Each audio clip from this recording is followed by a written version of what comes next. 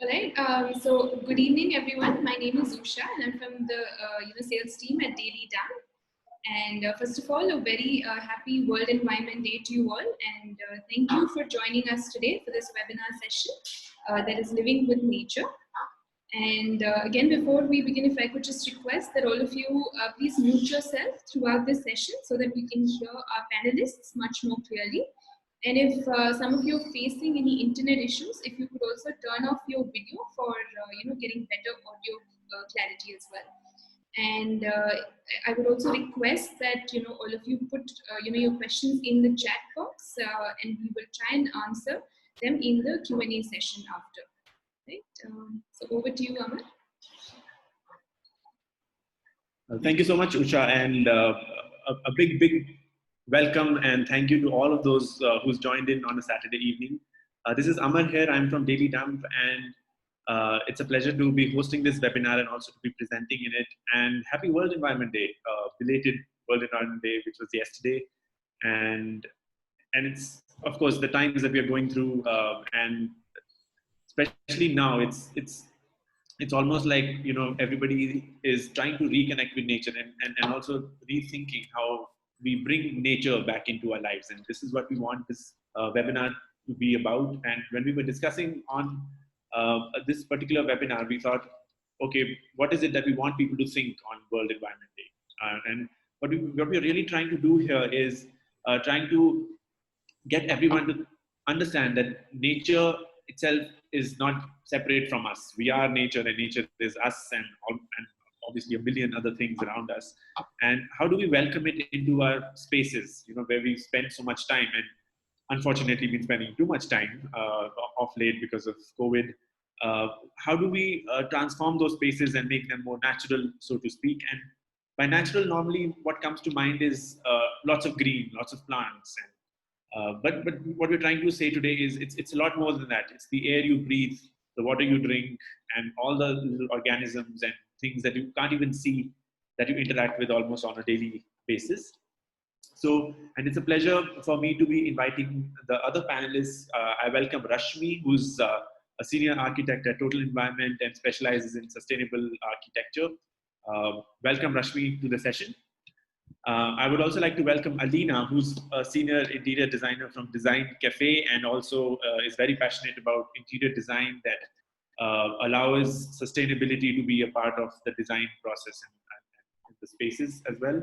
And I welcome Grishma, who's a specialist in gardening from a company called My Dream Garden in Bangalore as well. And she'll be talking at the end about growing your own veggies and plants at home and being one with them at home. So without further ado, again, thank you everyone for joining in on a Saturday evening. I would request Rashmi to start. And as I mentioned, Rashmi is a senior architect with Total Environment, which is a brilliant architect and a builder firm from Bangalore, and some of their properties are so in tune with nature and they literally live the outdoors in. So I will request Rashmi to please throw some light on how we as dwellers in our own homes and apartments and houses make our spaces more natural. Over to you, Rashmi.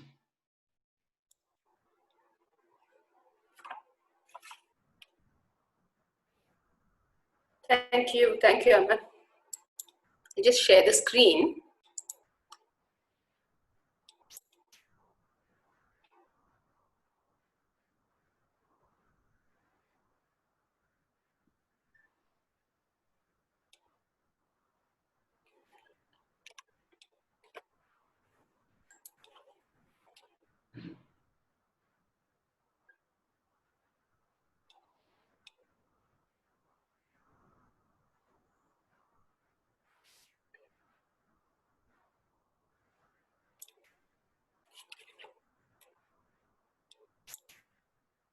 Are you able to see the screen? Yes, Rashmi, it's visible. I can see.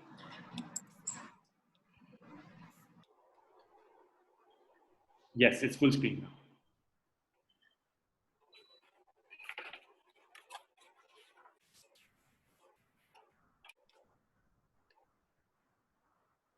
Okay. Am I audible too? Yes, Rashmi, absolutely. I can hear you. Perfect. Thank you, Amar. Thank you for the introduction. And it's a lovely initiative by Daily Dump, I must say, for having this webinar on living with nature, just a day, in fact, after the World Environment Day. For us, in fact, total environment, rightly mentioned, Amar, it's more a design philosophy, bringing the outdoors in, or whether it's using natural materials or just the green spaces, including the terrace garden. In fact, the picture that you see on screen here is No Tree House. It's one of our projects. In fact, it's an apartment unit in Alsur, Bangalore. This is a beautiful old tree, which is a Gulmohar tree, which, the whole space is designed around this tree. Typically in a 16,000 square feet site area, losing out 600 square feet on the floor plan is not very easy, but this is something that I wanted to retain. And this is right now a beautiful community space, vibrant, changes every day, just like how nature is dynamic. We see this change every day. This is more in terms of the design philosophy, but I thought I could touch on more the technical aspects. So moving on from here. So we all talk about green. We say we are abusing the earth. And we're also talking about, lowering the carbon footprint.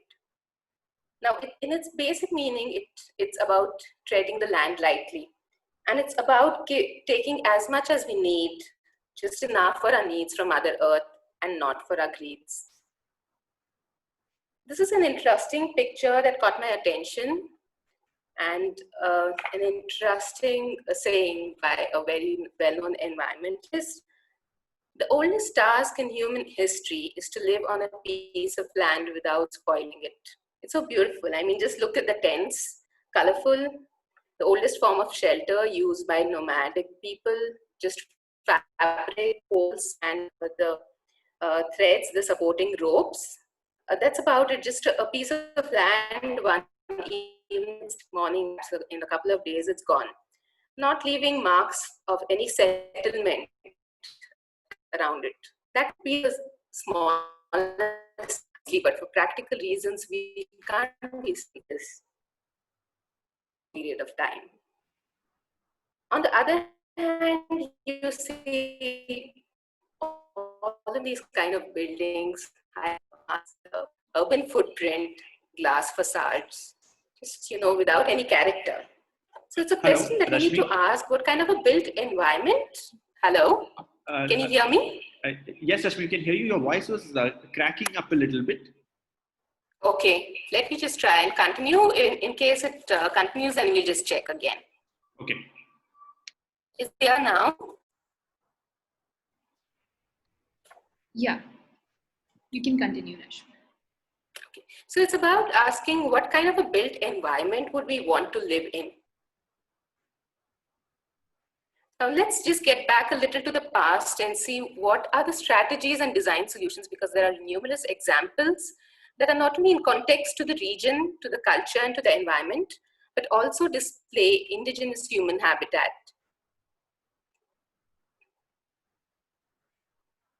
The first part of architecture, in terms of cave architecture, it just displays how to live in harmony with the surroundings and respect for site. This time was more sculptural, but scooped out spaces that would benefit from lower temperatures, and those would typically be used as homes. I mean, something that you see there on the left-hand side as a temple or just as homes. Isn't this beautiful? I mean, this is the preliminary part of it that we've seen. Or if you're looking at the oldest civilization, the Indus Valley civilization, it's beautiful to see how the way the planning has been done right from the very beginning. Though compact spaces, there was a courtyard which became the lung space. Of course, they had advanced drainage systems and stormwater drainage systems. But even in terms of materials, the burnt bricks, the mud mortar, the brick roof tiles were all there, and they made homes so much cooler.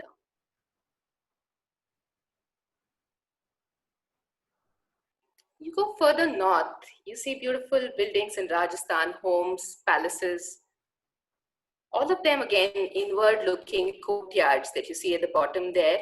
I'm not sure, let me try and see if you can see with the pointer. Yeah, again, you see the courtyard spaces. The rooms increase, but overall the activities were all around the courtyard. And the courtyard was really a lung space that you saw. It would bring in the cool air and put out the hot air. In fact, all the activities were also designed according to that. Now, in summers during daytime, the lower floors were cooler and occupied, and during nights, the roof was exposed and cooler at night, so those were occupied. And during winters, the sunny terrace would be occupied, and during night times, the lower floors were much warmer, and with thicker walls, massive structure, that took time to heat and cool. Shading strategies are also something that we've seen right here. Small size of door openings, preferably at higher levels, allowing warmer air, lighter, and moving out.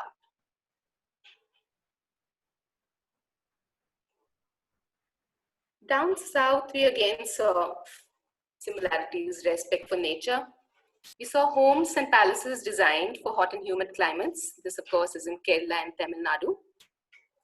But the essence was the same.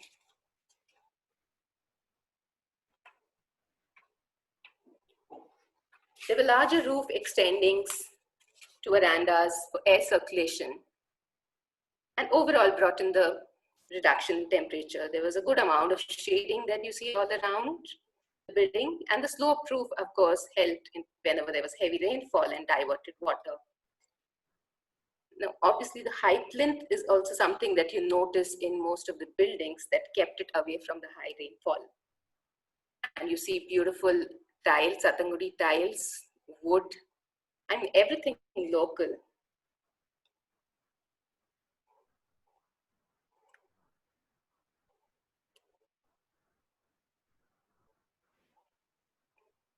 So really, why do we design buildings? Why do we need buildings in the first place? It initially started off for safety and then for security. Of course, for carrying out specific tasks and activities.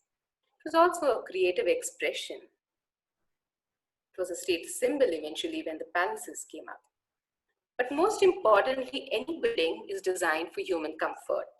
And when we're talking of human comfort, we're talking of thermal comfort and we're talking of visual comfort. Just take you a little deeper into this. These are various climate zones: cold, moderate, hot and dry, and warm and humid. But it's interesting to see how the clothing changed based on that. In a cold climate, you found people wearing something like this to protect themselves because they needed to have enough insulation layers on themselves or bring it through the clothing. In a hot and dry climate, you needed airy fabric, and that's what it converted as. In warm and humid, even more airier fabric, and that's what you look at. And in a moderate climate like ours in Bangalore, where about 2 to 3 months of summers, but yeah, it's extending now and it's getting more deeper, you're comfortable in this kind of clothing. So that's where we are. Now, if clothing can be so different, how can buildings be the same for all kinds of climates? And therefore, climate responsive design is the approach.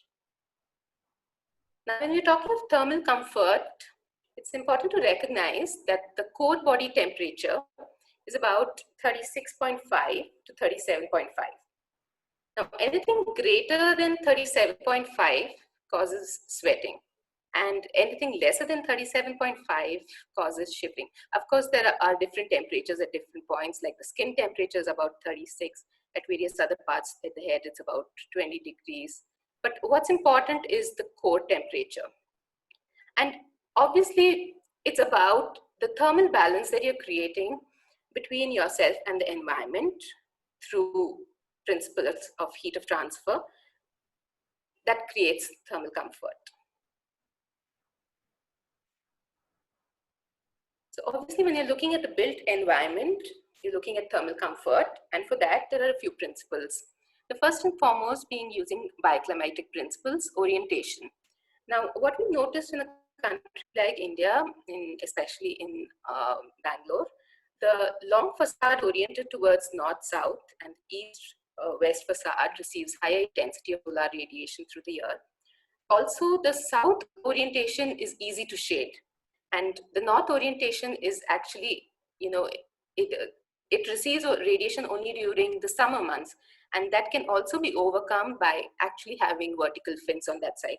These are a few images that you see, just shows you how much of radiation is available on the north facade, with the lowest and the highest, this being the coolest and this being the most heated time. It's much cooler on the north side, and on the south side it's higher, but you can always shade this and make it much more effective. So the orientation is an important aspect, and yeah, the longer axis on the east-west and the facades facing north and south is something that works well, we've seen. Another important aspect is actually just ensuring that the building envelope that consists of the walls, the floor, the roof, and the fenestration, that is optimized. This slide actually shows you the amount of heat gain that's happening through various surfaces, obviously maximum through the fenestration, which is about 55%. The internal gains, of course, this is more in terms of where there are loaded spaces like office spaces, but just the other two items in terms of the wall conduction and the roof conduction, if you proportionately divide that, it's much higher from the glass and then from the roof and then from the walls. There's a heat transfer mode that's happening, and therefore it becomes important to choose materials that have good thermal conductivity. Now, it's the same when it comes to glass, because it's heat transfer. It's from outside to inside through radiation, conduction, and whether it's single frame glass or double frame glass, it's the same. Now, in the double frame glass, it also becomes important where you have air filtration based on the framework, and that's where it becomes important to ensure there's air sealants. These are a few of the facades that we use. Now, we use a lot of wire-cut brick. Wire-cut brick has a hollow part to the central core, and air is a better insulator. With that, we are able to get a thermal conductivity, which is ideal for a Bangalore temperature. A 9-inch wall, in fact, is good. 9-inch brick wall is good when we're talking of thermal conductivity. In fact, with a wire-cut brick and a porotherm, or which is a clay, another kind of a clay block, it becomes much more better. And of course, with increased thickness, that the performance of this becomes better. So with this, you're able to bring down the heat load through walls into the building. Another important aspect is obviously the openings within a structure. You would definitely want to have openings where you're able to bring in the summer breeze. So it's important to know the climate again there, the local climate, and keep the winter breeze away. Along with that, it's important to ensure the shading happening at the right facades. This is something that we've introduced in our projects, made it more interesting, because when you introduce pergolas that you see above the windows, it not only provides shade, it's also an interesting play of light and shade, and it also creates a framework for beautiful creepers to be brought in there, and it definitely changes the microclimate overall. These are, of course, pictures, a few pictures of different buildings of ours.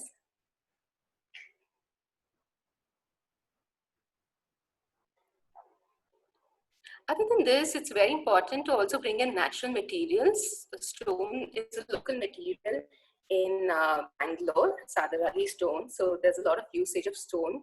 We use clay blocks. These coming from Kerala.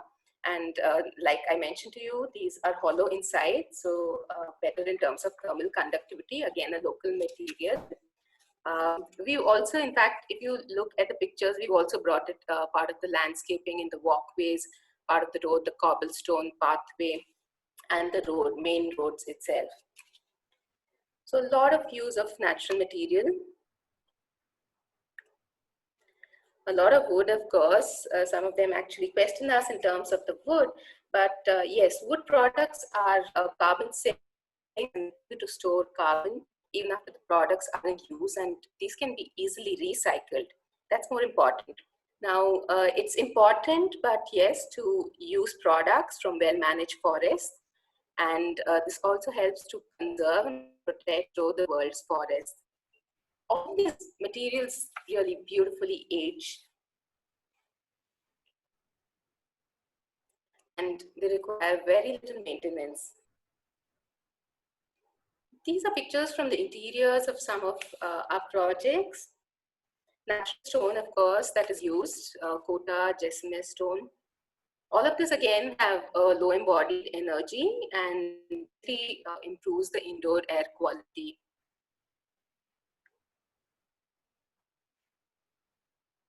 And obviously there's no wastage, because when we are looking at flooring material too, there are a lot of leftovers, and these are interesting examples of how they've also been brought into the project to be able to become part of the scheme.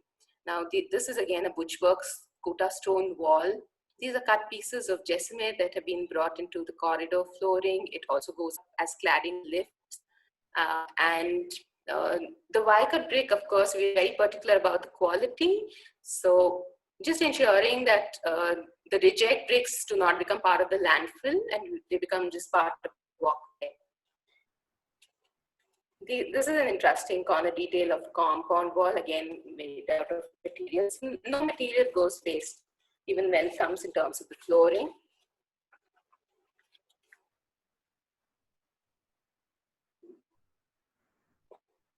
With this, just mention to you that our vision at Total Environment is to provide an unsurpassed living experience through the creation of sensitively designed spaces. And several things that we have changed. One, introduction of the garden. And two is the natural materials that we use. The amount of design and detailing that we have got into at every stage of the project. And obviously customization, each of the home brings character that comes in from the client side. Each of it is customized to the every last detail. Quality is something that we stand for, and all of this is achieved through in-house design team, execution team. All of it is in-house. We're not dependent on anyone outside. And of course, we maintain our projects. So that's a good way of design feedback and ensuring we're able to, bring in technologies and ensure they under their design as. Another introduction as a solar passive feature right from first project has been the terrace garden. The terrace garden has a feature for glare-free light for thermal comfort and view. It enhances view, it connects between the inside and the outside, and also brings in improved air quality because there's no dust, there's no pollution, and it's a natural air conditioner. It just changes the microclimate in that space and in the garden space and the space slightly to the inside. It also reduces the noise levels because it creates as a buffer zone between the outside and the inside. And of course, it's just a beautiful ecosystem in its own, supporting different kinds of lives. Of late in the lockdown period, we've seen pictures of some of the terrace gardens and how our clients have been actually enjoying each of these spaces. And terrace gardens have changed over a period of time. They've been staggered, they've been alternating. It's just to ensure that enough amount of light is available either through double height or alternating space. So the green space has enough amount of sunlight. And at some places, it's just being brought in as indoor gardens that you see. In a few homes where the setback areas will become non-usable, that's been brought in as a garden space. A few more garden space, of course, in few projects, it's come step, and in to be ground gardens. Lately, all these have turned into green roofs in our villa projects. And at the upper level, if it's a high-rise building, they've turned into skywalks. And if you see, some of these also have become vegetable gardens this is an actual picture, right? Vegetable gardens. So when we're talking of green roofs, again, the thermal conductivity is much, much lower, and therefore, you've got a garden space, you've been able to bring down the temperatures, you've been able to bring down the heat island effect that's generally caused in urban areas. I mean, it's a win-win. You can't be saying anything else about this. So obviously, when you design something like this, it becomes important that your interior part of layout, each of the spaces within the layout steps out into the garden. So this is actually a floor plan of a villa where living and dining freely move into, and then you've got the other spaces, the private zones, the 2 rooms, and then of course at the upper level. But what I'd like to highlight here is from each of these spaces, you step out into the garden. This is the garden space. Of course, this was something that the client wanted. It was a pool, but this is where you step out, and from each of the spaces, it's stepping out into a green space. With the kind of planning, we were also able to bring in daylighting, and when we're talking of visual comfort, we're talking of daylighting. So Rashmi, sorry to interrupt, but in the interest of time, if we can take another couple of minutes. Spaces. Oh, sure. How much time do I have, Amar? Just a couple of minutes, Rashmi, because we are well beyond the 15-minute mark for each presentation. So if you can finish it up in the next 2-3 minutes, it'll be great. Okay, sure. Sure.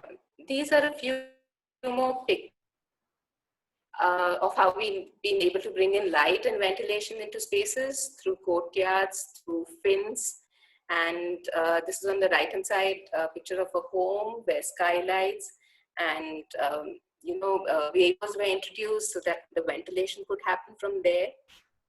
And a few more pictures in terms of what we earlier spoke about, the pergolas that brought in also light, and we could introduce the gardens at the lower level there.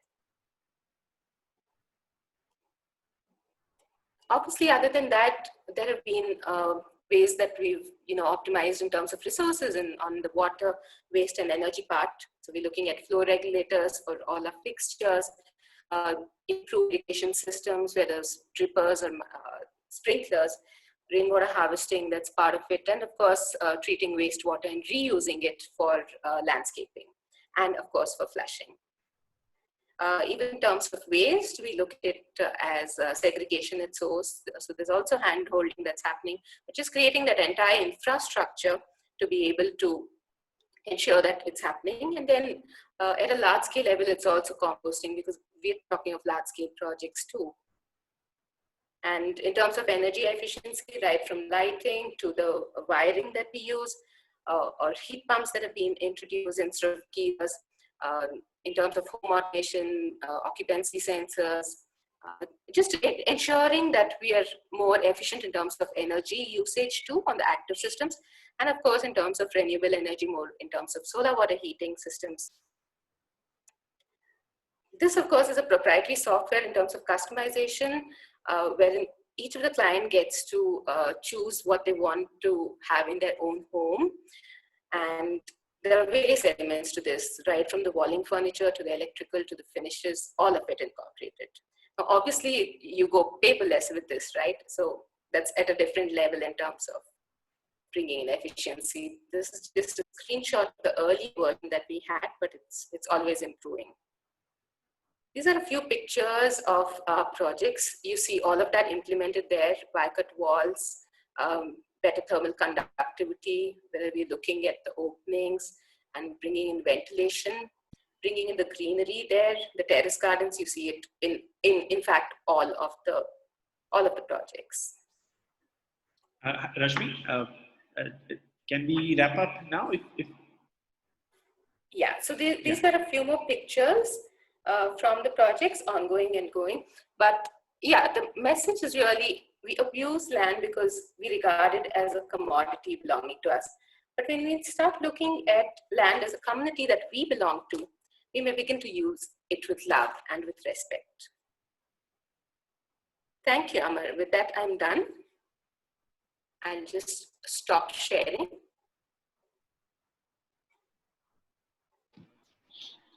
Thank you so much, Rashmi. It was great to see a deep architecture perspective on sustainability and environment, and how you guys at Total Environment have been trying to inculcate both. And I especially like the first example where you showed us a picture of people living in tents, and it's taken us thousands and thousands of years to finally come to living in apartments and working from home, and not much changes, I guess. But of course, environment and sustainability is something that we all need to be thinking of. And thank you for shedding light on the usage of materials and energy efficiency and lighting. Maybe and thank you to all the participants also that you sent us some wonderful questions, which we will take towards the end of the webinar, where people have actually asked how to make their existing apartments or a space which they've been staying to be more energy efficient, without having to invest in a lot of space from a pressure start. So we will also focus during the question answers maybe on how do we use our existing spaces to do that. Next up, I will welcome Alina to present her take. Alina, as I mentioned, is a senior interior designer from a company called Design Cafe. And Alina, if you can guide us through how we can have interiors that speak to nature and be more environment friendly in our homes. And I would request you to keep the presentation time at around 15 minutes, because I see that we are already at 4:37. So by 4:52 approx, if you can wrap up. Hi everyone, I hope everybody is doing good and safe. So today my talk is regarding biophilic interior designing. So how you can enhance your current interiors, as well as if you are bringing up or making your home, how can you convert it into a much nature oriented space. So I'll just share my screen.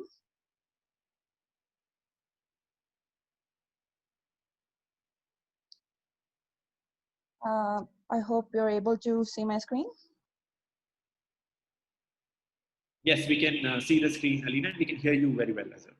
All right. So speaking of biophilic interior designing, so what exactly it is? So basically, it is something that is oriented with nature, where we have more of inspiration, of nature in design. So it's more of a holistic approach. So like what Rashmi said, this is something that we can incorporate in architecture as well as interiors. So architecture basically is the way we build the building, from the foundation to how we bring out ventilation and all of that. Coming to interiors, there are certain ways we approach, coming to the materials we use, or how we can incorporate natural patterns into our space. So there is a major concern on emotion.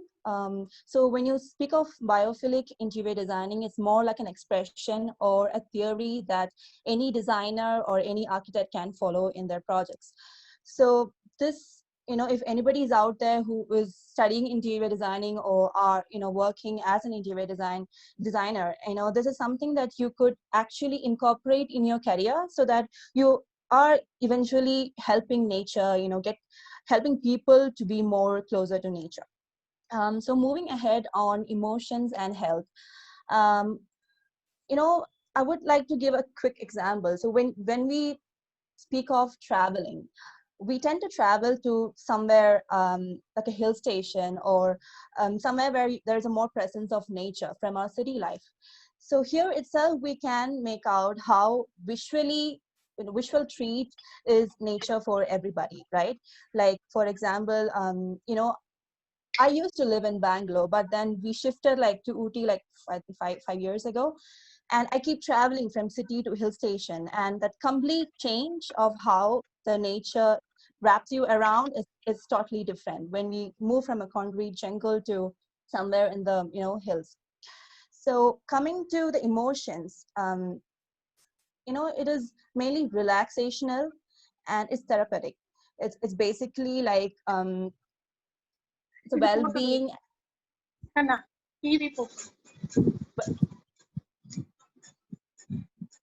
So it's basically the well-being and the healing for anybody out there. So moving on, how can we bring those characteristics of nature and elements in design? So basically, we are looking nature as, what do you say, the idea board or the mood board that we have. And we are actually generating our design based on what is nature representing. It can be the elements, or it can be how the nature feels into our environment or interiors. So for example, so these are the characteristics of nature, like for greenery, water, you have natural light, wood, and stone. So I would like to relate this to the elements of design. So when you look at greenery, so it's basically the color, element as color in your design. So water is more of a form. So it's a form of, a substance. What do you say? It changes from ice to, it can be of different medium. Speaking of natural light, it's very important how much lit is your interiors, coming to how we can incorporate natural light into our interiors. Wood and stone, basically breaking down into design sense, it is more of elements, more of patterns. So for example, wood grains, what we got, the stone patterns, textures, what we got. These are several characteristics of nature that we can implement in our interiors. So now moving on to more on, so I would like to break it down in a very simple language rather than getting into more technical terms. So first aspect of biophilic interior designing is like nature in the space, how we can bring nature in the space. So one great example is our connection visually. So visual is, it's a sense that connects really well to our mind, and it also heals us.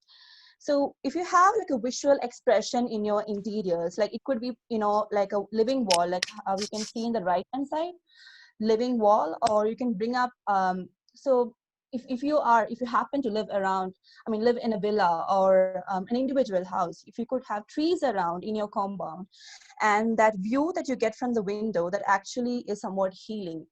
So this is one way we can connect visually. And the next is the presence of water. So again, the sound of water has a lot to do with the mental stress and how peaceful a place can be. So for the people who are really building their own houses, this is something that you could ask your architect to incorporate in, like it could be indoor or outdoor. So if you're living in apartments, this could actually help in the form of small fountains, or in the balcony you could have like a small Buddha statue with a fountain. This can be done to incorporate presence of water in interiors. Moving on to the next next session, that is the natural analog. So basically, this is technically called biomimicry. This is looking at the shapes and textures that is already in the environment, and how we can mimic it into our interiors. One example, patterns of nature. So there are so many patterns out there. Like for example, if you take leaves, there are stones, so more of them are organic shapes in a sense, not with straight lines, or honeycomb. There are so many things like that. One example is this. So if you see the right hand side picture, how the pattern that is existing in nature is incorporated into a staircase. This is one thing of working it out. One more, if you see in the left hand side, this is more like a wooden laminate or a veneer that is done. It could be a paneling.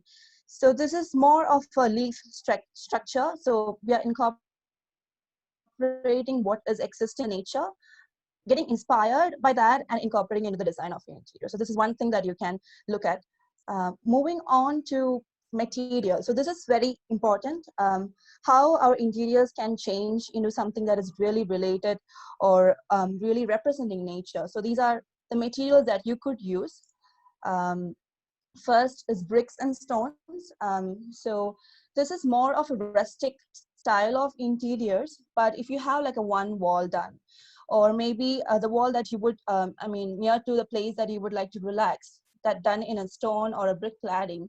This actually helps us to have a more, nature oriented space. So bricks and stones. And then you got bamboo. This is very sustainable material. You can use it in architecture, or also as partitions or a wall paneling, or maybe there are different ways of using bamboo. One is more polished way, or one making it a little look raw, like how you have it in the right hand side. So bamboo is another material. Another one is wood itself. So you can look at wood with more of an earthy tone, rather than like you get figured woods these days. And wooden flooring is something that you could work out in your interiors. Or if you can see at these pictures at right hand side, there are like panelings, false ceiling done, right, with like rafters kind of a structure that also can bring in more of the look of nature into the home.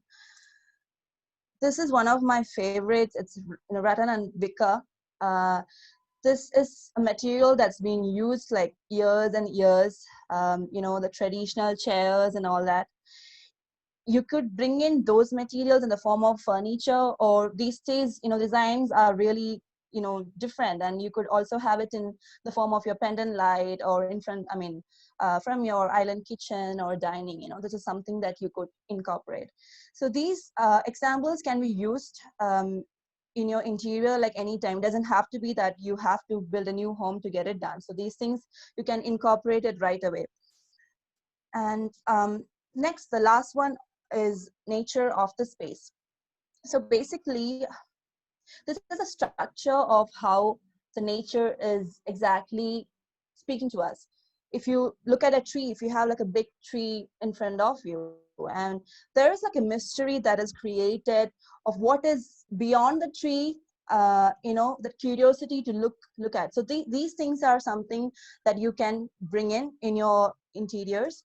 Like for example, having a big potted plant, or if you have a balcony, making layers out of different different plants, different heights. So this is something that you could do to mimic that mystery of nature into your interiors. Now, I just want to bring in one case study. So I'm sure everybody has, this was quite like going viral, I think the last year, the airport at Singapore. So the new way they have done it is something really expressing biophilic designing. So here you can see the whole roof is basically mimicking the patterns in nature, and you have lots and lots and layers of green around, and of course the presence of water.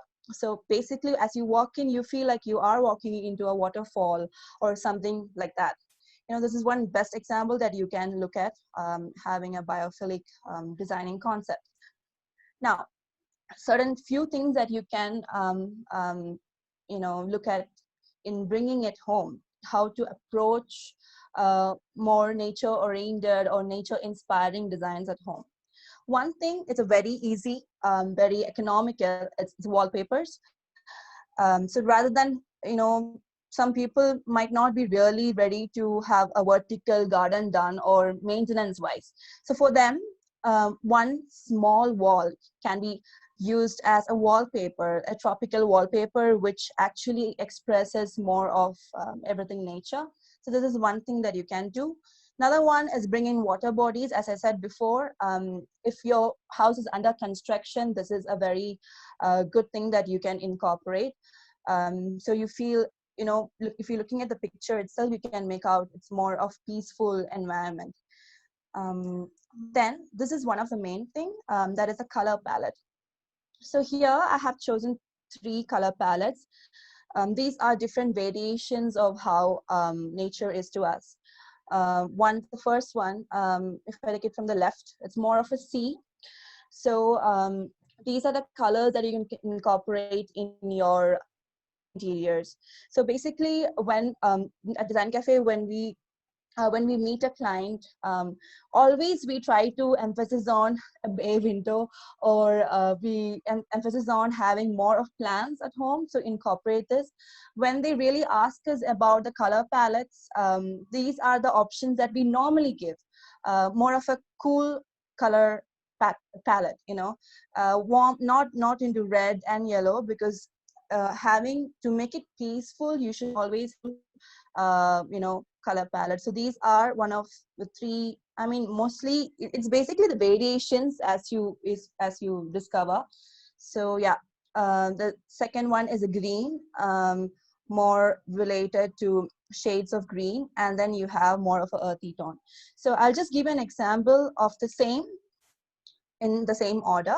How it's incorporated into the interiors, more of a gray tone, and then you have a pop of green, and then more of an earthy tone. Speaking of natural light, this is very important. More natural light is more better for your interiors rather than depending on electricity. Again, it is a conception of energy. So to save that, more windows. Of course, in our apartments, there are constraints. We might not, every flat or every apartment project doesn't have that much of windows. So one thing that you can do to have more natural light is to bring in like elements of mirror, and also use a natural lighter color palette like the white or beige. So this actually helps you out to reflect more light. So this is one way to increase or the natural light that is already present, rather than going for an electrical equipment. So these are several ways that you can incorporate in your apartments, maybe like a bay window, or having neutral tones. And last, the very important thing is an airflow. So this, for already constructed apartments, what you could do, the feel of a nature can be brought out through curtains. Using a thinner curtain, especially the summer, would be great, rather than having a heavy drape, because visually it's very heavy, as well as the flow of air won't be that much. And so the same concepts, whatever I have spoken just now, how you can incorporate in flats. Of course, we have less space in apartments. You could bring in a vertical garden over here, vertical garden over here, like how you have seen, and bring in natural colors. And if you have like a small balcony, rather than having a lot of plants around, maybe you could come up with a turf that goes all the way vertically as well as horizontally. So these are certain things that you can incorporate in your interiors, and how a biophilic designing can be done in interior spaces. Yeah, that's about it. Thank you so much, Alina, on your insights on interior design that can be more natural and more can incite feelings of the environment and remind us that we are part of it. And it's interesting that you mentioned the parallel between a city and a hill station, and I think from where we look at it in Daily Dump, I think it's also a time, the Environment Day, it's a time for us city dwellers also to realize there's so much nature in the city. And as in when you walk out onto the road, the trees that you see, the air that you breathe, like you were speaking of, I think it's also a reminder for us to look at the world around us and see if there's this absolute natural bounty wherever we live at. And thank you for your presentation. Next up, we'll go from architecture and interior designing to a slightly more visible and greener aspect of plants. Directly, we have Grishma from a wonderful company called My Dream Garden, and they help people to grow their own vegetables at home, to build beautiful green spaces, be it terrace gardening or gardening in a small balcony in your apartment. And Grishma will be able to tell us in detail on how they get people to do that, and what are the various ways in which we can grow our food, and what are the plants that are kind of useful for us.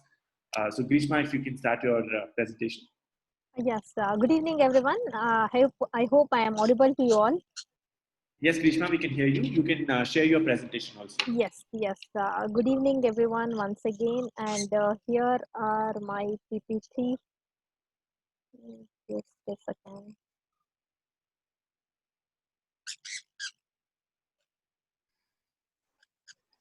We love the plants behind you, Grishma. It's a wonderful space that you're sitting at. I hope you're seeing the screen. Yes. Yes. I hope everyone is safe and wishing everyone a belated happy Environmental Day. So, I am from My Dream Garden. My name is Grishma Reddy and I'm Masters in Horticulture. So, you can see the screen where I have pictures, and this is the place where I'm sitting right now. So here everyone has spoke you about the natural environment and how you can create your own interiors by using different materials that is available naturally. And here presently I am focusing mainly on how you can use your available spaces, say for example terraces or balcony, especially to grow vegetables. Because if you see the present condition, so it is all wearing masks. Even now the homemakers are very hesitate to take the vegetables from outside. So in this pandemic condition, so terrace garden has become more of an it is necessary than a hobby. So both gardening can be both an hobby, but now because of this present situation, it has become more of a necessity. So here basically I am covering how you can use your available spaces like terraces and balconies to grow your own vegetable so that it can also feed your family and give your family a happy health as well. So this is our present condition. So there are no available spaces presently in the metropolitan cities like Bangalore. Sorry to interrupt you. If you could just, present the slide in itself so that it's more, yeah, make it full screen. If you could do that. Done? Yes, thank you. Yes, yes. So the present condition is not only the COVID-19 virus, but also there is in the metropolitan cities, there is no spaces called land. Even if there is a land availability, you will be seeing all it is tiled or it is so full of weeds or there is no fertility in the soil.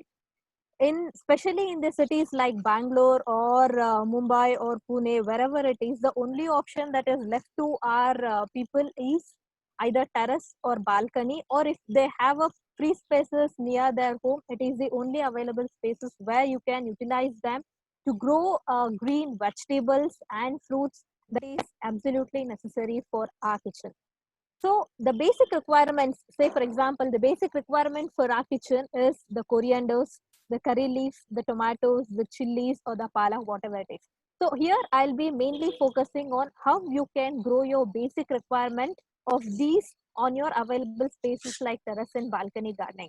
So here is another slide where you can see how the gardening can help the family members unite together in a place, how children can get an education while they when they have a garden. Because I can give you an example, I do conduct kids workshop as well. So many a times if I ask any kids where did bendi come from, ma'am, bendi is a tree or a plant, they usually ask me such questions. And whenever they ask them where does the tomato come from, they usually say it is from supermarket. So it is absolute necessary for the present education or the present generation students or the children. It is absolutely necessary to teach them what they eat and how they are grown. So gardening can be an absolute limelight for those kids who want or the elders who want their children to be happy and to consume healthy vegetables for increasing their health awareness. So here I can show you gardening can be anywhere, either it may on land or terrace or balcony or the available spaces, whatever it may be. But as I said, we have the three available spaces. One is the terrace, the balcony and the vertical space. So many of you are even asked me questions like, what should be the sunlight availability? If there is no sunlight, what are the vegetables that can be grown in less sunlight area? So whenever you are planning for vegetable garden or the fruit garden, the first thing that should be the basic requirement is the sunlight availability. So how much open sunlight is there, so that much growth your plants will get. So the options on the terrace can be any of this. Either it may be vegetables or fruits or ornamentals or herbal plants, whatever it may be. But when you come to the balconies, so balconies, majority of the balconies will be having less sunlight or less space. Well, there are different constraints, but there are also some criteria, or there are some of the options where you can utilize the available spaces of balcony to grow it green. There are stands available to grow at least, for example, if your balcony has around 3 hours of sunlight, you can grow at least leafy vegetables starting from palak, coriander, methi, amaranthus. Or if the sunlight is very less, even you can start with the salad vegetables like lettuce, celery, parsley, pak choy, because nowadays the health conscious are more, so that we are consuming more of the salad vegetables, and you all know kids love the lettuce to eat as such. So in the balconies, you can use the option of that. Or if there is no sunlight at all, if there is like no direct sunlight, but it is only sunlight what you are getting, you can also have an option of microgreens, which are called as superfoods. So now, as a part of terrace garden, even microgreen cultivation has also become a part of gardening, where people are more participating and more interested on microgreens as well, where they do not get majority sunlight. And many of the people can also follow this vertical garden as well. So vertical garden, basically, if it is planning in the indoors, you can use ornamental plants. But if you're basically using for green leafy vegetables, here is an example what I can show you. So this is the vertical stand in which you can grow all type of leafy vegetables starting from palak, methi, coriander, dill, or lettuce, celery, parsley, even all will go in this vertical space or the vertical stand. So if the space is ready, the other important thing what majority people will ask is, what type of containers that we need to use for the terrace gardening. So terrace gardening is nothing but now the word of container gardening has become more familiar. Container gardening is nothing but growing plants or growing vegetables in the container. So there are many types of containers. Gardening, it is not restricted. So it is, you can use anything and everything which can hold the potting mix can be a container. It can be a plastic pot, it can be a gunny bag, it can be a coir pot, it can be a grow bag or planter box or drum or plastic container. Whatever type of container you have, every type of container which has an ability to hold the growing media can ever be a container.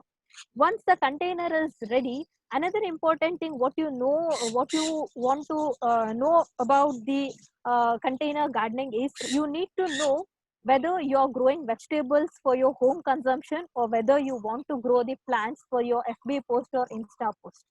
So if you want to grow the vegetables specifically for your vegetable requirement, you need to select a container which has a good well-being, or which can come for a longer time. Say for example, your plastic drums or the grow bags or the planter boxes, whichever you are saying. So this is one of the magic planter box which is made up of GI metal. So this GI metal is nothing but the galvanized iron which will be rust free, and it has an inbuilt stand, so it can be kept both indoor and outdoor, and it will not leak to any of the water. And in the other picture, so here if you can notice, we have both the stand and the grow bag. So why the stands will help you is, so the grow bag you can keep it as such on the floor as well, but there will be a leakage problem, or there will be some leaching problem, or it will be a site of mosquito breeding or house flies. There will be a sort of such dirtiness on your terrace as well. So that is the reason why we generally ask the containers to keep them on your stand. It is easy for maintenance as well, and these containers can accommodate more number of planters in a small space. And this stands can go very well both for your terrace and the balconies as well. And these are some of the photos of the containers where you can use it for growing any type of vegetables. And another important thing when come to the vegetable gardening is the growing media. Growing media, what we generally call it as the potting mix. So many people use different combinations of nutrients to prepare the growing media. Some will use 1:1 ratio of coco peat soil and compost. Some will use only red soil and coco peat, and some will merely use red soil only, and some will use sand, some will use sawdust. But if you want to get a more yield, or you want to get quality yield in terms of quantity and even quality with nutrition aspects as well, the growing media should be basically composed of both micronutrients and macronutrients. So micro and macronutrients are another an important category where where it gives you the nutrition for the plants which help you grow better. The photos that you are seeing are a very good example. If you have a very good growing media, you will be having a very good yield like that. So basically the potting media should be a mixture of coco peat, red soil, vermicompost, seaweed extract, or your home compost, or the bioenzyme, or the seaweed extract, or the cow dung, or the panchagavya, whatever we call, and some aspects for microbes. Especially these microorganisms will help to keep your soil always lively. And neem powder, if your soil is more of ants or termites, even this neem powder, because of its pungent smell, will definitely help you avoid ants or termites in your garden as well. So the combination of all these nutrients can be a combination of major and micronutrient, and I promise you, you will get an enormous nutrients if you mix all these ingredients in a proper proportion. So once after the soil is ready, or the container is ready, next you need to select the important seeds. So even many of my participants have even asked me what is the good quality seed. So good quality seed is nothing but you need to select it from a certified company. There are different certified company you can search in the internet. So once if you get a certified company seeds, you have a nutritious soil, and what else to be needed if you have a sunlight and water facility. So here are some of the pics where we have made gardens in customers' place by using the planter boxes and the grow bags as well. So once after the seed is sown, the another important aspect that you need to carry out is the intercultural operation. So intercultural operations are nothing but once the seed is sown, what needs to be done to for our plants to get or to maintain it in a good manner to get more yield. So for that matter, one thing you need to take care of the watering. Watering is nothing but morning and evening, depending on your soil moisture content. And many participants have even asked me what is the watering frequency, or what is the quantity of the water, or what should be the quality of the water that needs to be uh, given for our garden plants. So quality of the water is nothing but a good quality water where it doesn't have more EC, that is the salt content, and the sodicity should not be a higher level. It should be of normal pH, and watering both morning and evening depending on the available moisture content should be an ideal watering. And watering by using a rose can, especially because since it is a container gardening, we cannot use hose pipe. Why? Because if you use the hose pipe, the speed of the water or the force of the water coming from the hose pipe will be more, and it scatters the seeds or the plants whatever is there, and it disturbs the soil as well. So hence watering by using the rose can will be a better option. Another intercultural operation is like giving support for the plants. So giving support in the sense, for example, tomatoes usually grow for about 2.5 to 3 feet. So whenever they are flowering, whenever they are at the stage of the flowering, you need to provide support for them so that they can stand well, and they can provide you good fruits and flowers at the end. So once after the staking is provided, you need to take care of the plants through nutrient application. So nutrient application is one of the major thing many gardeners will fail. Many gardeners usually ask me, Madam, I have a good soil, then what is the need of nutrient application? Yes, even if you have a good quality soil, it is a container. It is restricted, the space is restricted, nutrition is restricted, soil is restricted. Whatever nutrition that you have applied at the time of sowing is already taken up and the plant has already grown. So that is the reason why you need to apply the nutrients at every weekly intervals if you want to have a healthy garden and to have a more nutrition. Like how we'll consume the morning breakfast, the afternoon lunch, and the evening dinner. Same way, provide nutrition at every weekly intervals, not specifically that you need to apply only vermicompost or you need to apply only seaweed, whatever available nutrients. Even there are many home nutrition which is available. Even that nutrition, home nutrition, can also be used for your garden plants, like rice wash water, dal wash water, onion peels, onion soaked peeled water, banana soaked peels water, or fruit and vegetable soaked water. So these are some of the nutrition which you can definitely use. And there's another important nutrition called plant meal. So this plant meal is made up of 10 to 15 different type of nutrients. So this can help you in giving you a good yield as well in terms of quality and the nutrition part as well. So this is regarding how you need to take care of the garden.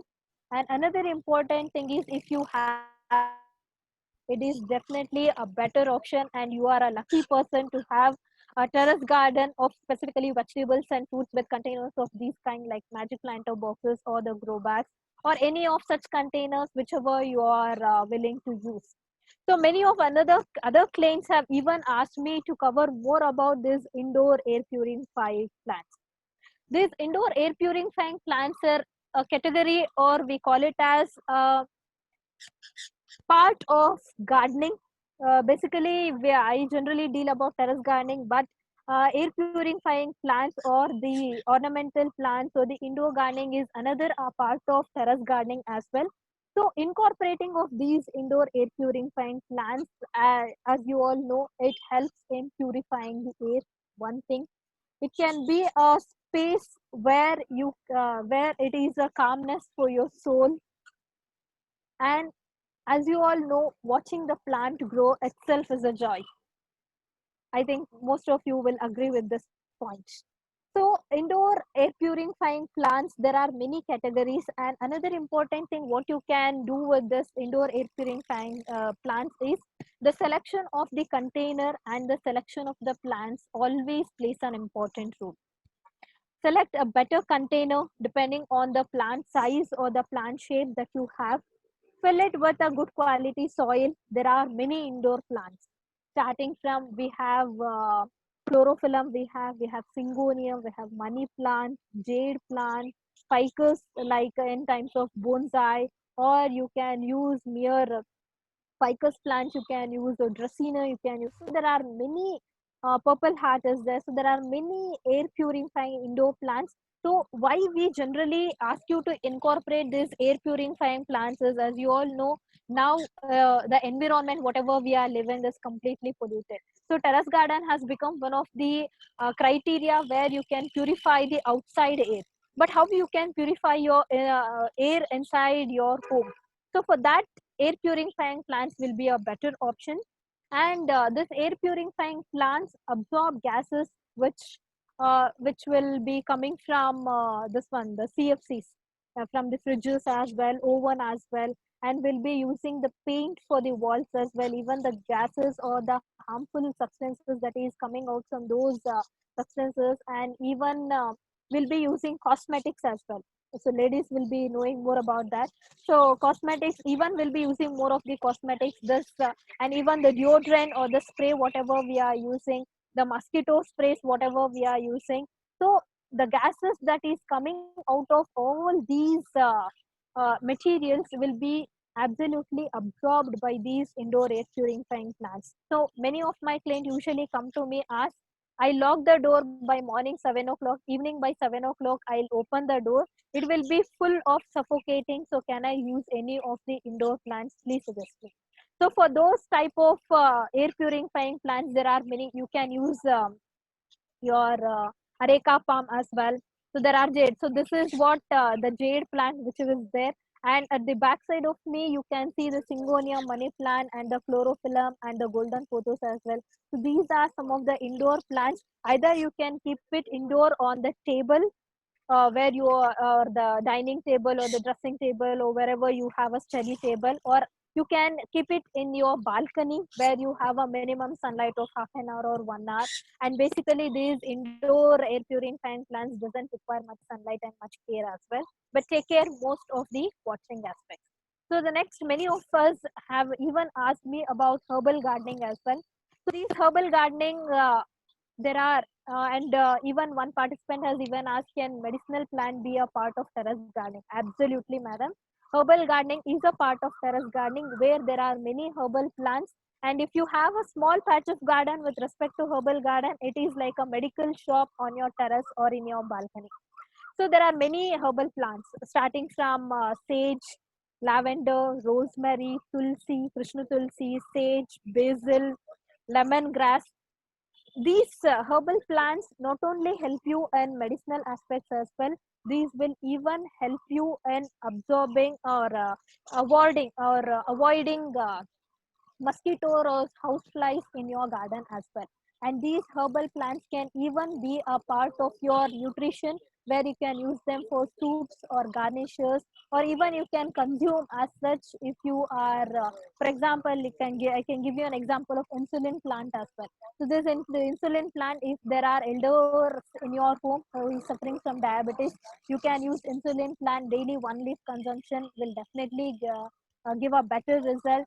Just consuming one tulsi or one coleus or one mint leaf from your garden will definitely be a refreshing for your mind as well. And spending a quality time in your garden can be a better option. Lastly, I will about to cover and first, and this is this in my question and answer session. Only thing is, you should have a patience, you should have time, and definitely you can have a garden of such kind. So these are some of the gardens that we have made in our customers, and these are some of the yield where our customers have even got them. And these are the greenhouses what we have made, and even we'll make greenhouse gardening as well. So hope I have not bored you with my session, and thank you, Living with Nature and Daily Dump, for giving My Green Garden such a wonderful opportunity to cover more about our awareness program about what terrace gardening is, and meet you all in question and answer session. Thank you, one and all. Thank you so much, Grishma. It was a couple of things. One, we absolutely loved the bird that was behind you. I think people were also discussing in the chat saying there's a bird, and that's what nature does. You know, it brings a smile to our faces. And also, I love the last bit of thing that you said about patience and time. I think, and that again explains so much about the natural world and its life that we're dealing with, right? It takes time to nurture, just like us, and then finally it goes back to the earth. And on that note, the next speaker is me, so you guys will have to. I just like Grishma, I'll be boring the hell out of you as well for the next 10 minutes. So we are daily done, and I think we kept our thing at the very last after Grishma, because it kind of also goes back to gardening and saying we have so much soil and so much crops and food and plants that grow throughout our country. But when we think of soil health, the one thing that comes to mind is compost. And we at Daily Dump, when we realized that composting is a wonderful, wonderful solution to not only improve your soil health and to get your plants to grow better as a nutrient, but it's also a wonderful solution to your waste. And every day we are producing so much food waste, which maybe someone like Grishma had grown a vegetable, and you put it on your plate and finally you eat it, and then some of it is left, and then it's finally thrown out. And it's a very common sight in Indian cities that a lot of waste goes out mixed with plastic and it's thrown away. So how can you actually take all that nutrition from that plant and take it back to the soil and grow new things from it? It has been our work. So I will be sharing my screen. Usha, is that visible? Yes, Amar, it is visible. Okay, so one thing also that I noticed when we got all the forms in from everybody in this session is that 70% of our participants today actually do compost already, or have done composting, or have known of composting in one form or the other, which is great. So I will not go into too much details of what the chemistry of composting and decomposition is, but essentially, like I mentioned, all the waste that you produce at home, all the kitchen waste, and that, by the way, is about 60% of the waste produced in Indian cities right now. And just to give it in terms of numbers, say a city like Bangalore, which produces about 5,500 tons of waste on a daily basis, out of that 60%, nearly 3,000 tons of waste produced is just food waste. And it's all wonderful nutrition that need not be carried out in trucks and taken to landfills or taken to sites where it is treated. It can all be very well and very easily just converted into compost, because anything that once lived, any food item or even human beings, actually, they finally decompose. It's that's how nature works. Everything that comes from the earth goes back to the earth, and then a new life comes out of it. So that is where I would like to start. And as you can see on the right now, on the aspects of decomposition, it's a natural process. So when we say compost at home, we're not talking of a computer, or it's not going to be like a big electronic gadget device where you press a button and something happens. It's an absolutely natural process. If you put a banana peel out on soil, after 20 days, if you look at the banana peel, it would have almost disappeared. It would have, nearly decomposed to form like a black mass of compost. Secondly, it's full of life, and I'm sure Grishma will agree to this. Wherever there's nature, there's life, and we were seeing questions during Grishma session. There are different forms of organisms and that come during when you're growing plants, but that is what nature is. And when we talk of composting, there is in a compost pile, sometimes you'll see a beetle, sometimes you'll see a small maggot.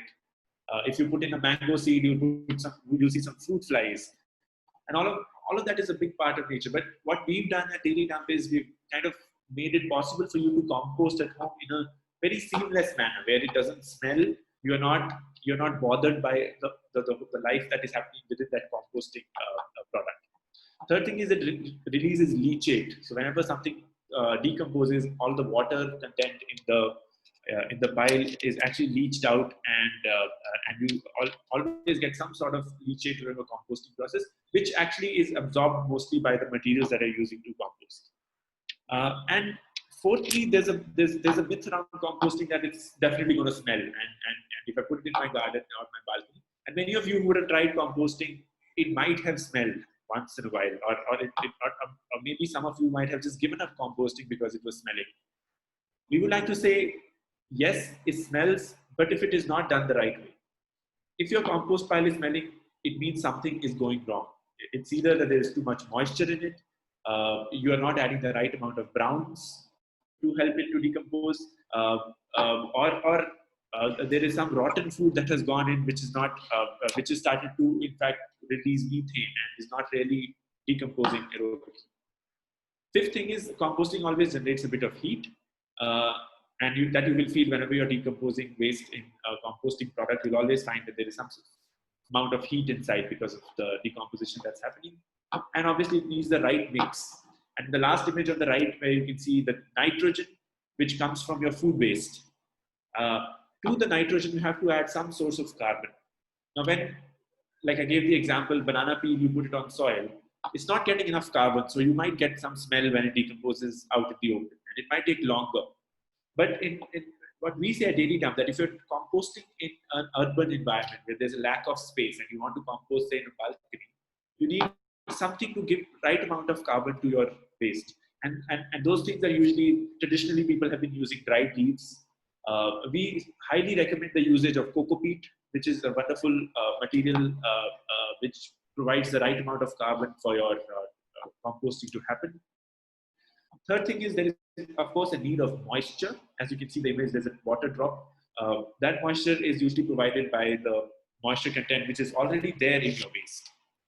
And then lastly, you need oxygen, and which of course is everywhere. And when you keep your composting product out in the open, enough oxygen will be available for it to decompose.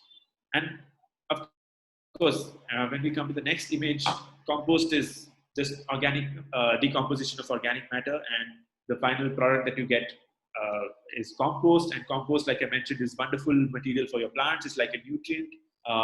We at Daily Dam like to call it the gulab jamun for the plants, where you don't eat it every day, but when the plants do eat it, they absolutely love it. And then you don't give it to the plants every day too. It's just once a month or twice a month sort of a feed that you give into your plants, depending on what plant we're talking about. But the wonderfulness of the whole process is that all of your food waste, which could have gone out into the city and taken to landfills, and so much petrol and so much transportation would have been, and so much processing and chemicals that would have gone into just take care of it, we're literally converting it right into compost in your own backyard or in your balcony. Now, benefits of composting. It's first, of course, it's a natural way of recycling. Secondly, when you apply to a plant, it builds a sound root structure. It increases the strength of the plant itself.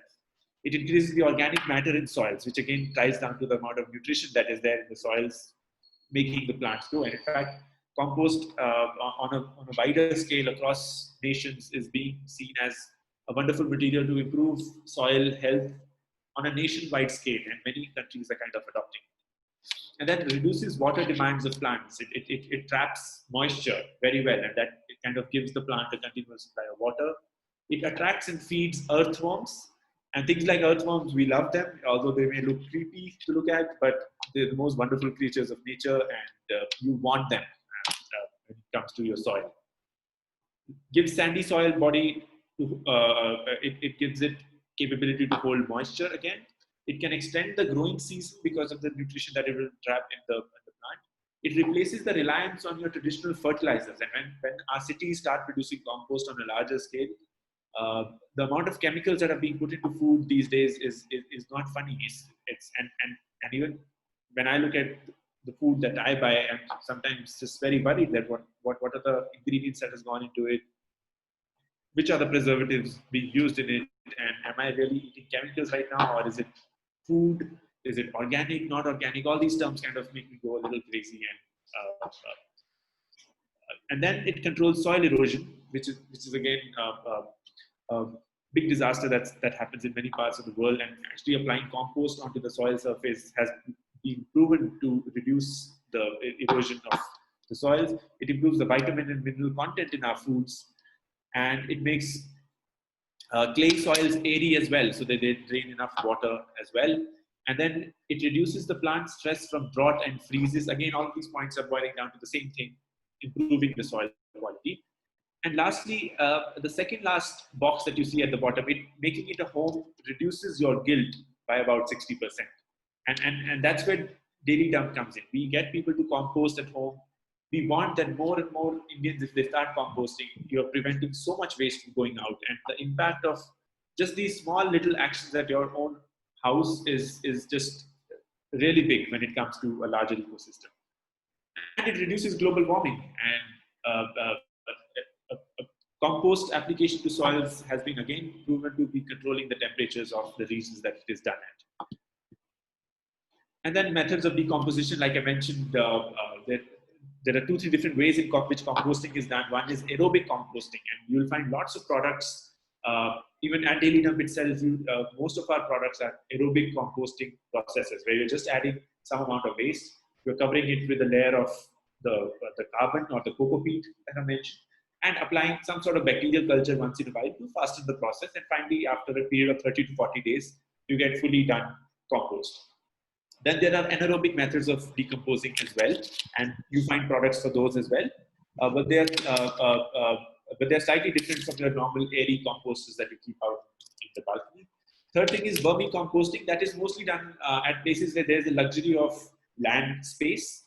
When we talk of big metro cities, if you live in an apartment complex, maybe vermicomposting might not be the best solution for you guys, but if you do have a land space that you have an access to, or if you live in slightly smaller towns or villages, vermicomposting is very common. It's literally digging a pit and getting the earthworms do their magic by transforming waste into wonderful compost. Why should I start composting today? Firstly, you don't need a PhD to do this. It's very, very simple. It's really simple process. And it's sometimes we see that people who are speaking of wanting to compost, there's just a friction of starting something out. You have those initial fears of getting into something new. Oh, what if my waste is going to pile up in my house and start smelling tomorrow? What if I wake up tomorrow morning and there's just rats sitting everywhere in my living room? We have those fears. So, but please try it. It's very simple and easy to do. Secondly, you have the raw materials. All you need is your waste, and you can start composting. You can start composting on your own merit. Take a product from an organization like Daily Dump and start composting in your composter. But literally every day you have the raw material required to create that wonderful material. Third thing is it reduces the strain on the public system, and that's the larger picture, where if more people compost, if more apartments compost, or more societies start doing it, the lesser is the strain on the public municipalities to cart so much waste, and maybe they can then have better impact in terms of spending that money on how to utilize them better. The fourth thing is the organic waste does not need to travel, and that again boils down to the carbon footprint part of it. Fifth, mixing organic with other food waste is bad for the earth, and that comes down to segregation of waste. And since we've been talking of composting, the very first step when you start composting is segregation. If you do not separate your dry waste from your wet waste and keep your electronic waste separately, then you should not start composting yet. You should make sure that your food waste that you're getting from the kitchen is separated. Then responsibility and awareness plus simplicity plus logic is composting. And it's very simple, it's very logical when you think of it that, oh yeah, that actually looks like a solution. But it's a question of awareness and responsibility is what we think. Seventh thing, which is interesting and most people don't relate to it directly, is helping rag pickers and recyclers earn more. So when we actually segregate our waste and we make sure that our food is separated from all the other material, the plastic, the cardboard, we're living in the world of Amazon, and we're using so much material every day in terms of takeaway food, in terms of packaging, and whatever we buy from the market. All of that material actually is very valuable, and it finally goes back to, and in our country, there's been an informal system of kabadiwalas who've been working tirelessly actually, and they're actually really, you can say, experts on waste when it comes to the Indian context. And if you segregate and compost your waste, the kind of waste that the rag pickers will then get will be of much better quality. It will be stuff that they can easily sell and won't be laden with food and won't be smelly, and they can easily make money on it. And then compost is nutrition for the earth.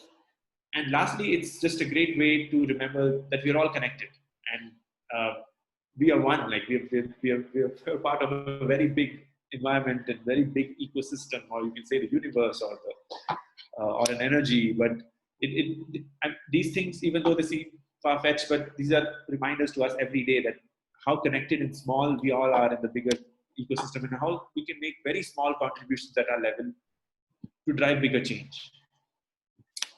Big question: if decomposition is a natural process, then what is Daily Dump's role?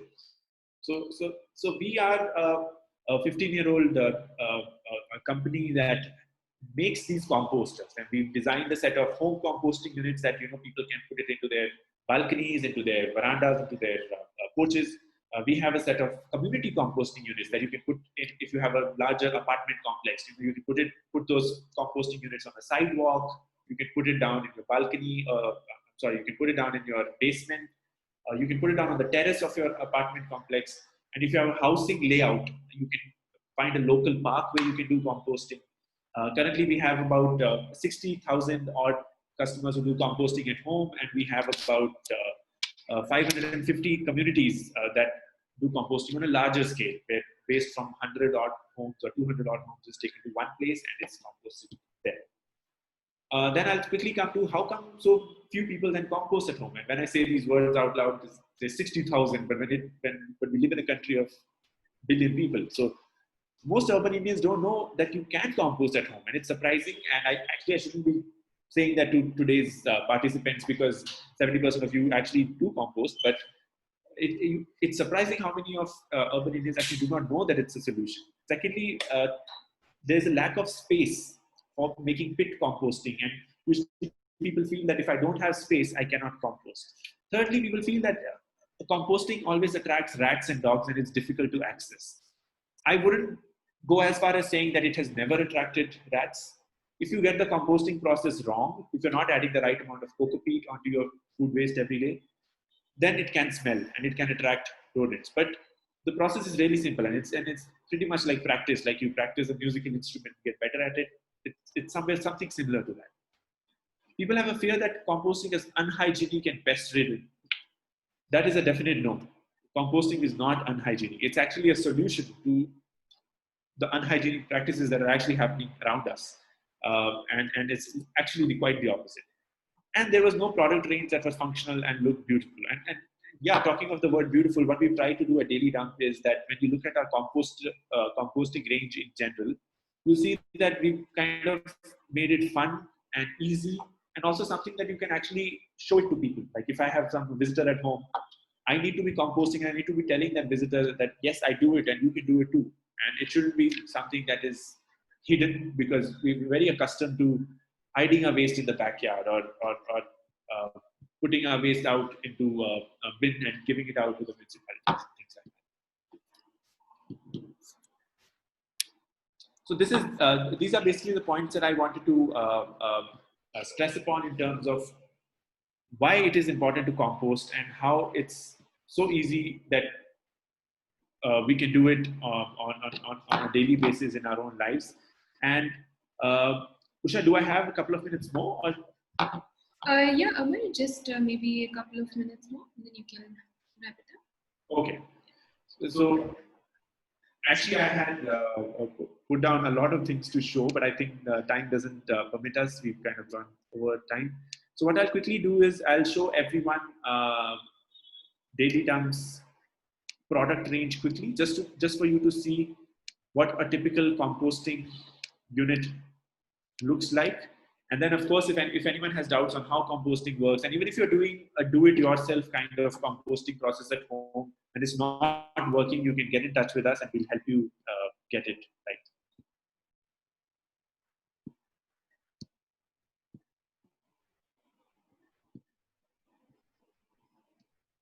Are you able to see the?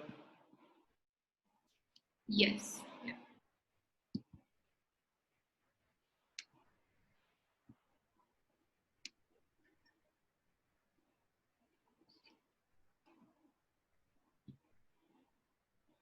Okay, so I'll quickly run through the product range that we have, and then we can jump into questions that we can take down quickly, Usha. So Daily Dump is working since 2006. We have different kind of.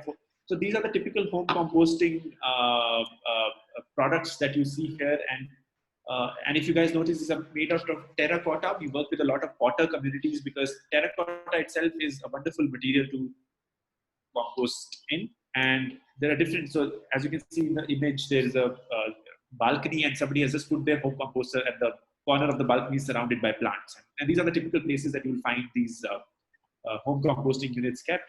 They come in different shapes and sizes depending on the size of your family or the size of your community. You can go for different kinds of things, and you can see the compost that is being harvested unit.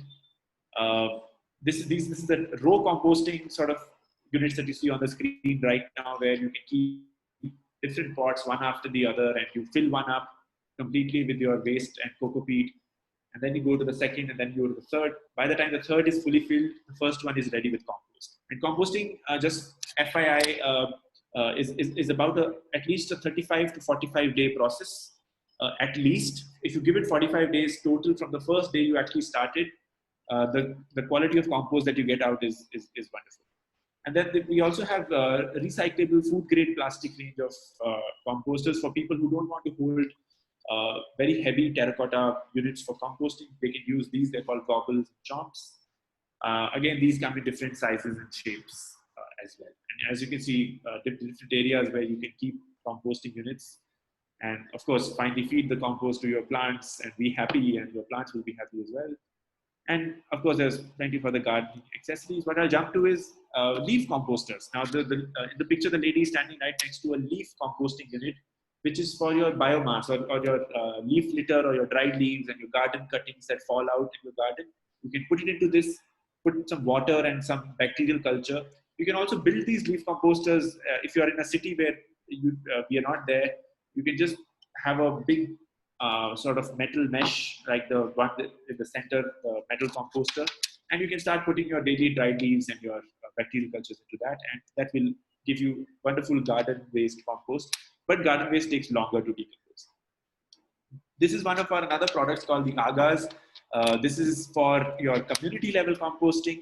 When you have an apartment complex, you see there in the picture, one housekeeping person is actually putting the daily food waste from the houses in the apartment. And if you want to know more about how the community composters work, please feel free to get in touch with our team and we'll be able to send you more details. So there are two kinds of community composters that we have right now. There's one called Aga and there's another one called Gobble Max that you see on the right. And these are being used by apartment complexes, hotels, malls, restaurants, canteens, hostels, etc.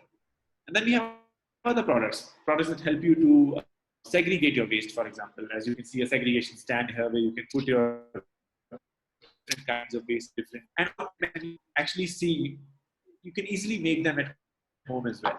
So what we're also trying to kind of depict is waste management is not hard to do. It's just, and we have a bunch of other things like your soapy nuts for sustainable washing of clothes. It's nothing but Rita, Rita seeds. So instead of using chemicals, you can just use Rita seeds and start using them for washing. And then we also have soaps which are absolutely made out of natural ingredients. So there's no chemical that actually leaches down into your water. And of course, there's lots of books for children that we do as well for them to know more about sustainability and waste. So I won't take too much of your time. And this is from Usha. So if you can start with the question now. All right. Thank you, Amar, and thank you, Rashmi, Alina, and Grishma for that interesting and informative session. If you could just open up the session for some Q&A. Maybe I'll start with Rashmi. Rashmi, I think you had answered some of the questions that I'd sent to you earlier, but if I could just get a few of those back into the session so that everybody can understand, so that you can answer that for everyone as well. I had a question on how can I get an energy audit done for my flat and building, and if you had, if you know of contacts who can get that done as well, if you could answer that particular question for us. Rashmi, can you hear us? To unmute. Hello. Yeah, there are qualified energy auditors that come into communities and come in with their checklist and collect information, and based on that give you feedback on where all your appliances, your pumps, all of them are doing. There are qualified ones. I can share that offline. There are many of them available, but yeah, I can share that offline. A lot of the companies that provide you with all of this equipment, like the pumps and all of that too, if it's large scale apartments, you could call them in too, because they then come and do, and obviously it's also, from a commercial point of view, it also works out for them, because if the pumps are not working, and it's an opportunity for them to introduce those more energy efficient pumps. Okay, so I'm just going to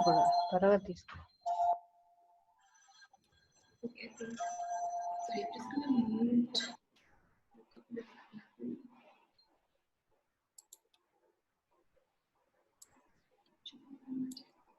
Thank you, Rashmi, for answering the question. And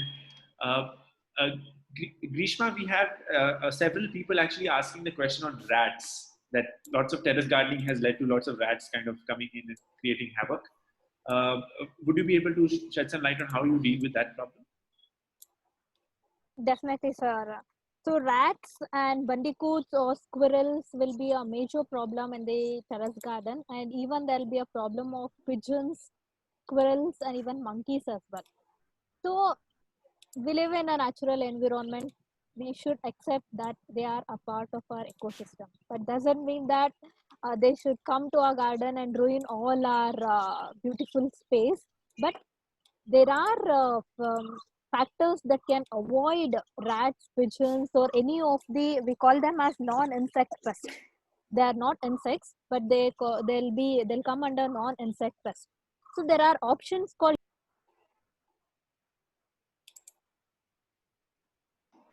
Sorry, I think you've muted yourself again, Grishma.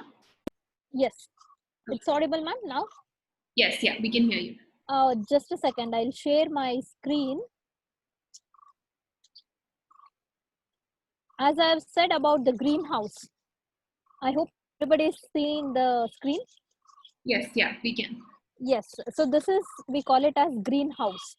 So this is actually, we call it as like it is like a closed structure where it can control. We cannot completely control, but we can manage the entry of pigeons mainly. So by using this greenhouse, we can definitely manage the pigeons, or you can even tie the black covers, polythene covers, or you can keep this one, the CDs. The CDs you can tie it in your garden. So that these are some of the practical things what even farmers also follow in their farm. So in urban farming, this greenhouse can be one of the major option to control the options of pigeons, squirrels. But we have even tried this greenhouses for rats also. But there are rats which can even break that shade net and they can come inside. So that is the reason why we have made this metal structure.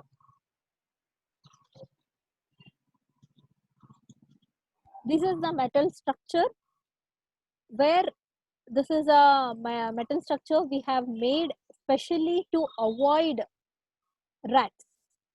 If you have greenhouses, definitely they'll cut the greenhouses. This is a metal structure. If you have this metal structure like this, definitely the rats cannot break this metal and they cannot come inside. This can hold good for rats, squirrels, monkeys, pigeons, and bandicoots, whatever type of non-insect pests that can harm your garden. These metal structures can definitely help them uh, from ruining your garden. So many of the customers of mine have even installed this because they love gardening. All right, thank you, Grishma.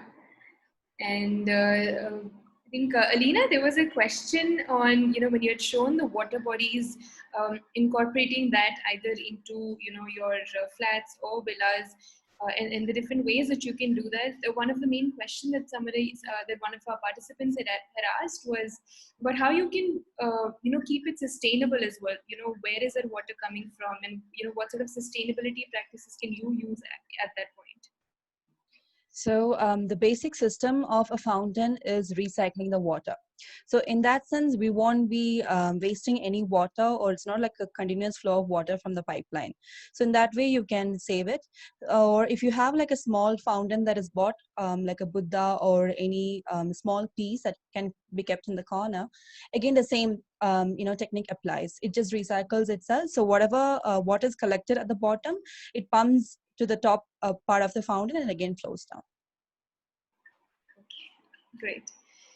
And Rashmi, there was also another question for you about why has there been such a drive towards glass facades in commercial buildings, whereas the residential dwellings are still reliant on traditional materials.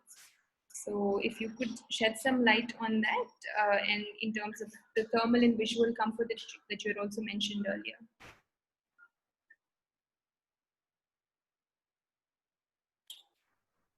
Yeah, so I think it's more influence of the Western culture really, because when we're talking of large corporate offices, that's something that they just bring in. I mean, these are MNCs, right? They're bringing they've seen the glass facade there, and that's the way they bring it to over here, not knowing that this is tropical climate and you just don't need that much of glass, right?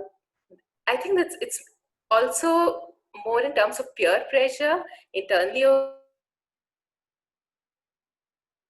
here. It's not touch the residential sector, but yeah, you do need a lot of change in the commercial sector to bring in that change really. Glass has also become a little more efficient, and they make the right choices over there, but you still don't need a glass facade on a northern side. A southern side also just needs minimum facade, right? So it's more in terms of peer pressure and just adopting the Western culture, unknowingly. Right.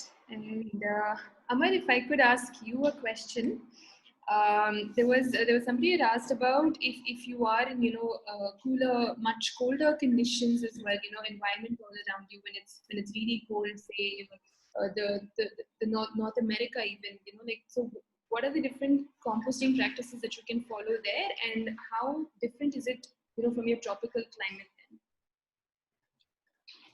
Yeah, so temperature does change the composting time cycle.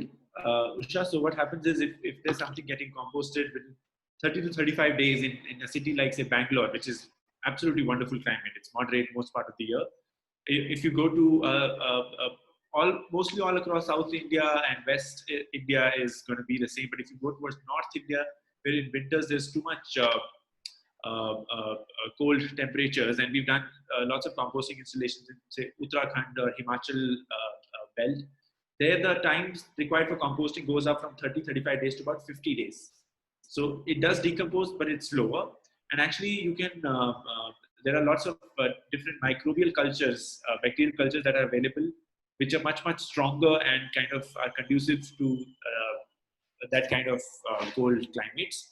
So I would recommend people to rather use those, and they might be a little more costly than your regular microbial culture that you get, say, in Bangalore, which help you to compost. But they will reduce that time to, say, about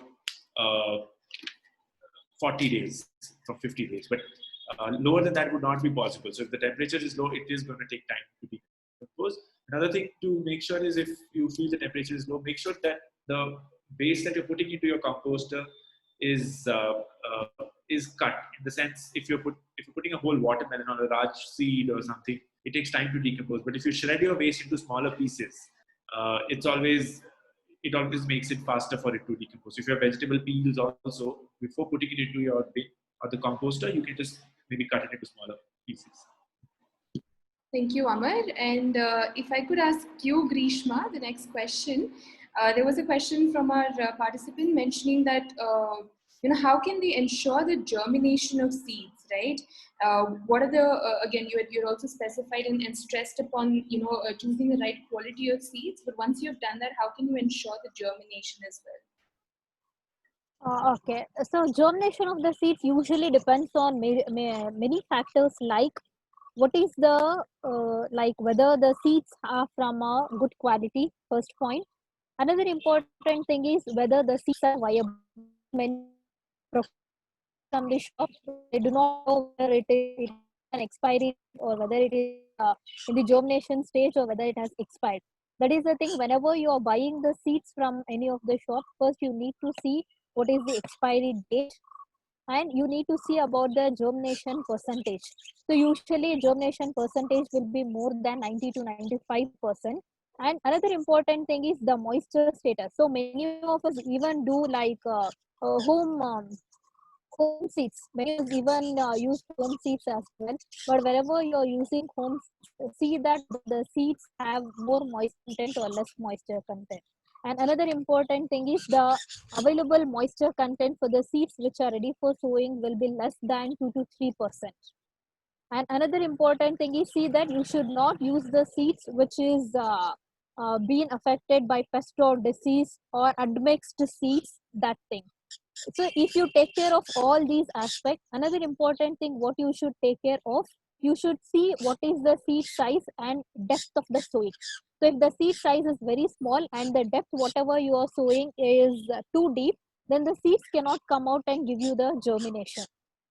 Another important thing is the watering and the sunlight availability. So sunlight for the germination of the seeds, so you can do it both in the pro tray as well and even the direct sowing also. If you're doing it in a pro tray, the sunlight availability should be minimum of 2 to 3 hours. Or if you are keeping in once the germination has been done, you can keep it to the open terrace as well. But these are some of the things that need to be taken care if you are facing the problems of germination as well. And the moisture content, the final thing is about the moisture content. So if the moisture content in the growing media, if it is very less, then seeds will not sprout. If the moisture content is really more, then the seed starts rotting. So the soil moisture content should be optimum So that is when you can check the moisture content and then you water your seedlings or the freshly seed sown bags. That will definitely give you a good results with respect to germination. Thank you, Grishma. We'll just move to the last few questions now. Rashmi, if you could shed some light on how important is Vastu in natural living?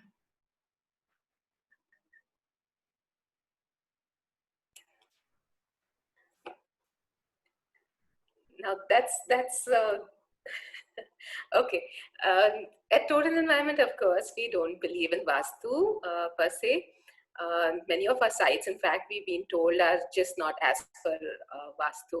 The southwest corner being the most important. There are sites where we've just got that cut off, and it's more the sewage treatment plant, for example, that's been placed. But with all due respect to designing using nature into account. Some of the principles that have been laid down in Vastu do consider all of that. But unfortunately, again, in today's world, what we've done is without looking at the surroundings, you're just trying to apply some of these principles, right? Now, that's something that's not acceptable.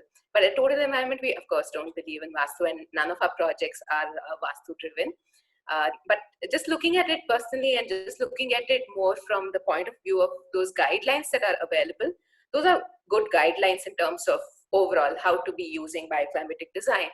But just look at, for example, if your master bedroom is supposed to be on the southwest corner and that whole area is blocked off. Now, why are we talking about southwest corner? Because that's the most breezy area, right? You've got your southwest monsoon, so movement of air from the southwest to the northeast.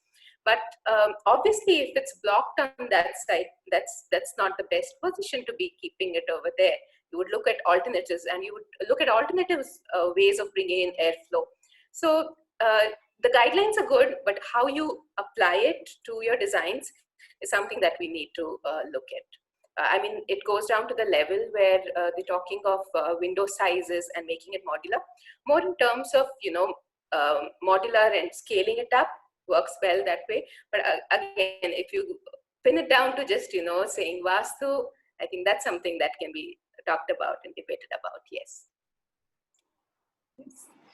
And Alina, if you could talk a little bit about the materials that we particularly use inside for doing our interior. So how can we reduce our carbon footprint through that, right? Like what sort of materials are more carbon inducing or the ones that are less carbon intensive?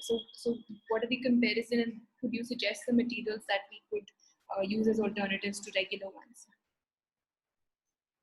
So as said, bamboo is really good.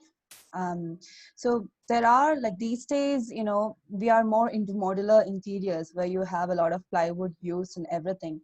So adapting something to the environmental friendly would be a little bit of a task compared to think out of a modular system or something of that. It should be really oriented from the beginning and inception of the design itself. Materials especially, like for example in the architecture point of view, like what do you use to build it? So it all starts from there.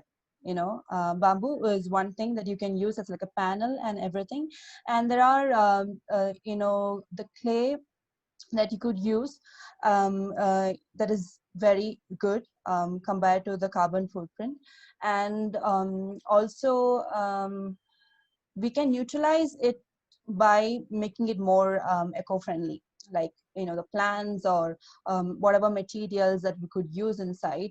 Of course, we are living in a concrete jungle, and it's not really practical for the people who have already have their building blocks done, right? We cannot redo it. So these are certain things that you can incorporate. And Amar, while you do talk about organic, food and composting, all of that, could you also talk about what you can do with the dry waste and your e-waste, to shed some light on that, and how you can really, probably team up with the kabadiwalas, or how to ensure that your dry waste is also being picked up, or you're managing that, right? So what sort of waste management practices go into that too? Okay, so in that, of course, the first thing to do is reduce the amount of waste you produce. I think that's one thing that is not much spoken of and needs to be, that wherever necessary, okay, but if you're using materials and so much embodied energy for things that don't need it, like packaged food, for example. Um, Even before the COVID scenario has changed a lot of things, but before that, people were still ordering food and ordering things online that you could easily just walk up to a store and get. So when you start and when you start overusing a material and sort of abusing it, I think it becomes, the waste problem increases a lot. First, so please reduce the amount of dry waste that you produce, and once you come down to the bare minimum, make sure it is segregated. Make sure you know where it goes from your house. The person who comes to pick up, be sure that that person is the registered person that is going to take it to the dry waste collection center being run by the government, because then it will be made sure that the right amount of value is going back to the people who need it.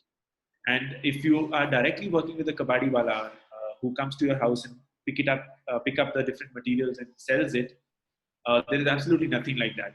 And we sometimes don't we look at informal systems and feel that it's the amount of organization that there is in informal sectors in India is amazing. And the kabadi walas have been doing us a great service to the nation for many years now. So just make sure that the person is actually taking it to the right center is important. All right, I think we'll sort of wrap up this session. We've sort of gone overboard with time already. And so thank you so much to everyone for joining with us today, and spending your time for the last 2 hours just talking about sustainable practices, whether be it your interiors, how you can design your house itself, bringing natural light in, using natural colors and tones, or Krishna has also shed light on how you can grow plants that are give you more food, and Amar's also explained to you how you can manage your waste, be it composting or even your dry waste. So thank you so much. I hope this was that all of you enjoyed, and again, happy belated Environment Day to you all. Thank you. Thank you so much, Usha, and all the other panelists. Thank you so much. Thank you. Thank you.